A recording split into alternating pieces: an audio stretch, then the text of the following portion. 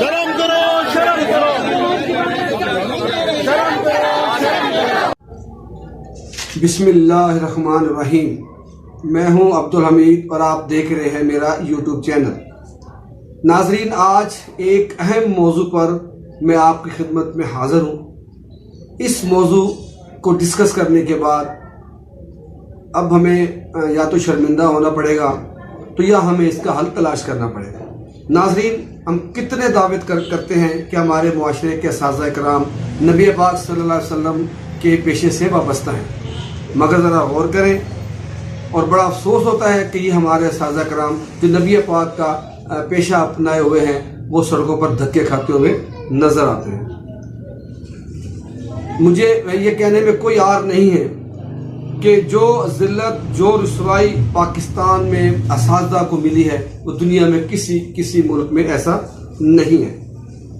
दुनिया के किसी भी मुल्क में चले जाएं, किसी अदालत में जब किसी जज साहब को यह पता चल जाए कि मेरी अदालत में किसी उस्ताद मोहतरम की आमद हुई है तो एहतरामन खड़े हो जाते हैं और फिर उसके एहतराम में उन्हें बिठाकर खुद बैठते हैं। लेकिन हमारे यहाँ क्या होता है, हमारे क्या होता है कि जब कोई टीचर अपनी किसी काम के सिलसिले में किसी दफ्तर में जाते हैं तो जब मजाज अफसर को यह पता चल जाए कि कोई साइल टीचर है तो मुझे माजरत के साथ वो दिल ही दिल में या तो उसे 10 गालियां देता है और फिर उसे जब बुलाता है तो फिर उसके साथ मुआवजत करता है कि मेरे लिए मैं किसी काम नहीं आ सकता। उससे पता है कि उस टीचर जो है वो रिश्वत नहीं दे सकते। वो एक मजलूम और पिसा हुआ तबका है। तो ये जिल्लत और ये रुसवाई जो है हमारे मुल्क के असातिज़ा कराम के हिस्से में है, दुनिया में ऐसा कहीं नहीं है।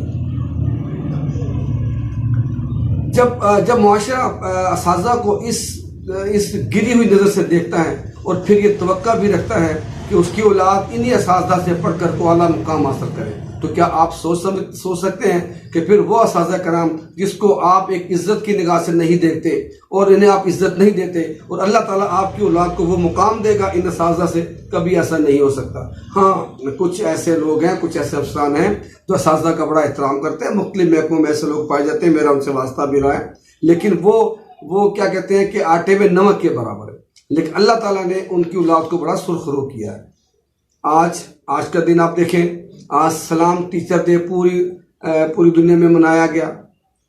मुख्तलिफ ममालिक में लोगों ने जो है वो अपने असातिज़ा को प्यार भरे और पैगामात भेजे, सलाम भेजे, टेलीफोन किए। मगर हमारे मुल्क में क्या, आज इस्लामाबाद की सड़कों पर मैंने टीचर्स को धक्के खाते हुए देखा।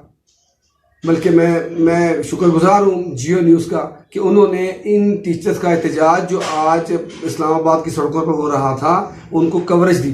वरना असातिज़ा के एहतजाज को तो टीवी मीडिया वाले जो कवरेज देने को भी गुनाह समझते हैं। लेकिन जियो न्यूज़ को शाबाश दूंगा कि उन्होंने इन असातिज़ा का एहतजाज जो है वो उन्होंने टीवी पर दिखाया। असातिज़ा का एहतजाज क्या है? मेरी मुराद डेली वेज असातिज़ा जो इस्लामाबाद में 11 से 12 सालों से धक्के खा रहे हैं, कभी अदालतों में, कभी मिनिस्ट्री में, कभी FD में धक्के खाते हैं अपने आप को रेगुलर करवाने के लिए, लेकिन उनका कोई पुरसाने हाल नहीं है। मुझे पता है कि मैं क्योंकि बड़ा करीब से इन लोगों के साथ रहा हूँ, मुझे पता है कि ये आज से 10-11 साल पहले से इन्होंने बहुत से असातिज़ा कमी को पूरा कर रखा है, लेकिन अफसोस कि इनको रेगुलर नहीं किया जा रहा। मुझे याद है कि जब पीपल्स पार्टी का दौर था तो ये डेली वेजेस टीचर्स को भर्ती किया गया और उस वक्त बहुत से मुलाजमों को और को महकमों में भर्ती किया, लेकिन बाकी महकमों के लोगों ने, महकमों के अफसरान ने आस्ता आस्ता अपने मुलाजमीन को रेगुलाइज कर दिया। मगर वाहिद ये बदकिस्मत लोग हैं और बदकिस्मत FD इदारा है जिन्होंने अपने असातिज़ा को रेगुलर नहीं किया। ये असातिज़ा कराम गाहे बगाहे अदालतों में भी जाते रहे और वहाँ से इनके हक में, इनकी फेवर में फैसले भी आते रहे, लेकिन क्या कहें मिनिस्ट्री ऑफ एजुकेशन का, क्या कहें फेडरल डायरेक्टरेट ऑफ एजुकेशन का कि यहाँ पर बैठी हुई काली भेड़ें जो इन असातिज़ा कराम को मुसलसल इग्नोर किए हुए हैं, वो जब अदालती फैसले इनके हक में आते हैं तो वो अपने तय तशरीह करके इनकी राह में रुकावट बन जाते हैं। नून लीग का दौर गुजरा, PTI का दौर गुजरा, इन असातिज़ा, इन डेली वेज असातिज़ा कोई पुरसान हाल नहीं था। मुझे याद पड़ता है कि नून लीग के दौर में जब डॉक्टर तारिक फजल चौधरी साहब मिनिस्टर थे एजुकेशन के, उन मुकम्मल तौर पर एक वक्त ऐसा आया कि हमें ये लग रहा था कि ये असातिज़ा जो है वो रेगुलर हो जाएंगे, मगर मुझे अफसोस कि डॉक्टर तारिक फजल चौधरी साहब की कौन सी ऐसी मजबूरी इनके आड़े थी कि उन्होंने इनको रेगुलर नहीं किया। अगर हमारे हुक्मरान ज़रा थोड़ा सा सोचें तो क्या उनकी जिम्मेदारी नहीं है कि वो अपनी रियासत में किसी को भूखा ना देखे? वो आपको क्या वो वाक़या याद नहीं है हज़रत उमर फारूक का, जब उन्होंने कहा था कि मेरी इस रियासत में अगर कोई दरिया नील के किनारे पे कुत्ता भी जो है वो भूखा मर जाएगा तो उमर उसका जवाब दे होगा। तो क्या आज के हुक्मरानों को ये बातें नजर नहीं आती? और खुद इस्लाम के दावेदार हैं, खुद नबी पाक सल्लल्लाहु अलैहि वसल्लम का दम भरते और उनके बिल्कुल नाक के नीचे डेली बेसिस जो 20,000 सैलरी लेते, और वो सैलरी भी उनको 4-4, 5-5, 6-6 महीनों के बाद मिलती है। अब 20,000 सैलरी में मुझे कोई अपना गुजारा करके दिखाए, लेकिन इनका कोई पुरसान हाल नहीं है। ये बेचारे धक्के खाते हैं। आज पूरी दुनिया में आप देखें, टीचर डे था, सलाम टीचर डे था, ये बेचारे अपने हकूक के लिए ये अदालत सड़कों पर जो धक्के खाते हुए हमें नजर आए। अगर पीपल्स पार्टी का दौर कुछ ऐसा रह जाता तो मुझे उम्मीद है कि जब ये 2009 या 11 की बात है कि ये शायद रेगुलर हो जाते। और मैं आफरीन देता हूँ पीपल्स पार्टी की हुकूमत को कि जिन्होंने इकदाम लिया, अच्छा लिया बुरा लिया, मगर रोजगार दिया। जब रोजगार देना ही हुकूमत वक्त की जिम्मेदारी होती है तो उन्होंने इनको रोजगार दिया, जिस तरीके से भी दिया। लेकिन आज 11 साल गुजरने के बाद ये धक्के खा रहे कि इनको रेगुलर किया जाए, बल्कि गाहे बगाहे में तो ये इत्तला भी मिलती नहीं कि इनको शायद निकाल दिया जाए। ये तलवार आज भी इनके सर पर लटक रही है। मैं उन अफसरान को जानता हूं, लेकिन यहाँ नाम डिस्क्लोज नहीं करना चाहता, जो खुद ये मैंने कहते हुए सुना है कि हम इन्हें पसंद नहीं करते, ये इनको निकाल दिया जाए तो बेहतर है। 11 साल तुम्हारा बोझ इन्होंने उठाए रखा। जब आपके पास टीचर नहीं थे, यही डेली वेजेस असातिज़ा कराम जो है वो आपकी क्लासों को पढ़ाते थे और आपका जो है बोझ हल्का किया हुआ था। आज जब आपके पास असातिज़ा कराम आ गए, आपने भर्तियां कर ली, ये आपके लिए बोझ बन गए। इनकी उम्र अब 40 साल को टच कर रही है। क्या मुझे आप बताएं कि जिसकी उम्र 40 साल के करीब हो जाए, क्या वो किसी और महकमे में जाने के काबिल हैं? वो तो ओवर एज हो चुके हैं, वो कहाँ किसी और महकमे में जाए। 11 साल आप इनको इस्तेमाल करते रहे, 11 साल तक आप इनसे अपना मफाद हासिल करते रहे, और कभी 11,000, कभी 15,000, कभी 20,000 सैलरी देकर आज आपके लिए लोग बुरे हो गए। उस वक्त 11 साल से ही लोग बुरे नहीं थे। 2018 में मुझे याद है कि हाई कोर्ट का फैसला इनके हक में आया। इसी फैसले को सुप्रीम कोर्ट ने भी इंडोर्स किया, इसी को बरकरार रखा। मगर जो मिनिस्ट्री और FD का आला हुकाम है, वो न जाने क्यों इनको रेगुलर करने के लिए तुले हुए, इनको रेगुलर क्यों नहीं करते? कौन सी ऐसी चीजें आड़े जाती हैं? कोई तो ऐसा लायामल तैयार होना चाहिए कि ये बेचारे रेगुलर हो गए। इनके घरों में मैं ऐसे बहुत से डेली वेजेस को जानता हूँ जिनके घर में फाका कशी है। मियाँ शहबाज शरीफ साहब से मैं ये सवाल करता हूँ कि अब पिछले दिनों सिंध में सैलाब आया, आप गए, आपके इस इक़दाम को सराहना चाहिए कि वहाँ पर आप पब्लिक से मिले हैं, आवाम से मिले हैं, उनका दुख दर्द बांटा है। वहाँ पर आपने कोशिश की है कि वहाँ पर कोई बीमार ना हो, कोई भूखा ना रहे। ये आपकी जिम्मेदारी भी है और इखलाकी फ़र्ज भी है, और अल्लाह ताला का खौफ भी आपको आप इसलिए गए।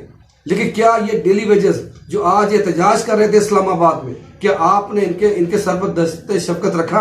आपने इनके मसाइल सुने कि क्या इनके घर में भी कोई शख्स बीमार है, इनके घर में भी कोई भूखा शख्स बैठा हुआ है?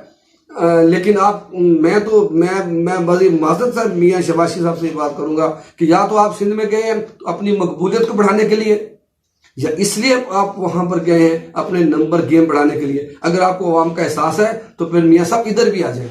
ये डेली वेजेस जिनका मेरा साथ बहुत गहरा ताल्लुक रहा है, मैं जानता हूँ, ये बेचारे इंतहाई पिसा हुआ और मजलूम तबका है इस्लामाबाद में असातिज़ा बराती, खास तौर पर ये जो डेली वेजेस है, इन पर तवज्जो दें। इनकी दुआएं भी आपने, अगर आपके दिल में अवाम का दर्द है, अगर आपके दिल में सिंध और KPK के लोगों का दर्द है कि वो लोग वहाँ भूखे ना मरे, ना वो बीमार ना हो, तो ये भी आपकी अवाम है। इनके लिए भी आप सोचें कि 20,000 जो इनको कभी 4 महीने कभी 5 महीने के बाद मिलती है, वो भी टाइम पर नहीं मिलती, और आप ये तवक्का रखते हैं कि ये अवाम आपके लिए, आपकी खैर आपको दुआएं देगी। खौफ खुदा होना चाहिए हुक्मरानों को। ये टीवी टॉक शो में बैठकर हम इतने बड़े बड़े दावे करते हैं। ये आज के मिनिस्टर टीवी पर बैठकर बड़े बड़े दावे करते हैं। कभी मैंने किसी मिनिस्टर को इनके लिए टॉक शो करते हुए नहीं देखा। कुछ एंकर्स हैं मुख्तलिफ उस पर बैठ जाते हैं टीवी पर और जितनी हड्डी उनको मिलती है उतना उनके लिए बोलते हैं। कभी कोई एंकर इनके लिए बोला कि आखिर ये भी ये असातिज़ा जो कौम के बच्चों को पढ़ा रहे हैं इनके लिए कभी किसी ने सोचा कि ये किस तरह अपनी जिंदगी गुजर बसर इसी बात पे ये लोग जिंदा हैं कि शायद हम रेगुलर हो जाए। अब किसी और महकमे में जाने के मुकाबिल नहीं है। जज साहबान से मैं दस्तबस्ता गुजारिश करता हूं कि आपके अहकामात को बिल्कुल नहीं माना जा रहा। आप खौफ खुदा रखते हुए 100 मोटो एक्शन लें और इन ब्यूरोक्रेसी की बात पुरस करें जो इनको रेगुलर करने की राह में रुकावट है। ये क्योंकि लाजमी है कि हुकूमतें वक्त की जिम्मेदारी होती है किसी को रोजगार देना। जब एक रोजगार इनको मिल गया है तो किसी भी तरीके से इनको रेगुलर किया जाए ताकि इनके बीवी बच्चे भूखे ना मरे और वो भी दुनिया में खुशखुश अपनी जिंदगी गुजार सके।